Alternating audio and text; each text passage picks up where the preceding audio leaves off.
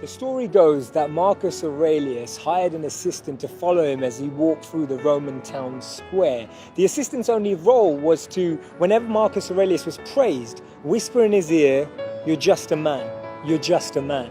They say two things define us: our patience when we have nothing and our humility when we have everything. You know, the greatest thinkers on the planet believe that they're perpetual learners, perpetual students of reality and of life. And it was actually Maya Angelou who said that actually I've learned that I still have a lot to learn.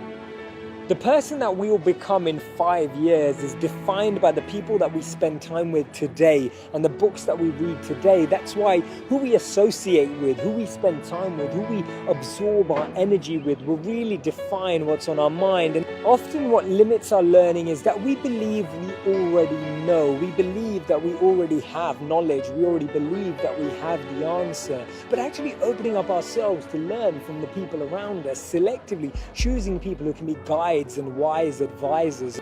We often find that this feeling of knowing makes us actually judge others and criticize others. And that's why we see that judging is critical, but observing can be educational.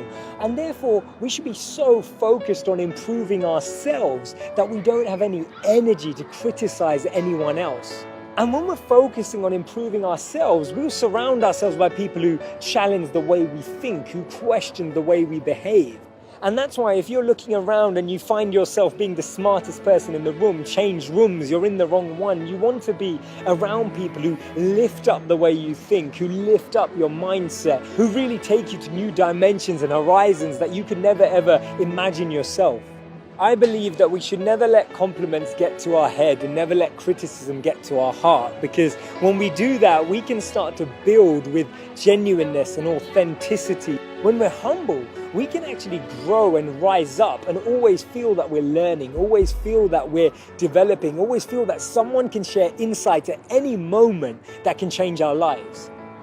Have you ever found it that similar situations keep coming into your life and actually nothing ever goes away until it teaches you what you needed to learn? So when we don't extrapolate lessons from situations, we have to take that test again. We almost have to learn that lesson again, and therefore simultaneous or repetitive situations keep approaching us in our lives. When we realize that we're students for life, instead of making people see how powerful we are, we'll want people to understand how powerful they are, and we'll learn how to empower others. We'll actually attract people to work with us to achieve our goals. They say it's better to know how to learn than to know. Because when we know how to learn, it becomes a habit, it becomes part of our mindset, it becomes a part of the way that we daily navigate life. We're trying to draw lessons from every person, every situation, every interaction, every moment that can actually teach us something about ourselves, teach us something about society, teach us something about our world, teach us something about how we can interact with that space. And that's why Brian Herbert said, the capacity to learn is a gift, the ability to learn is a skill, but the willingness to learn is a choice.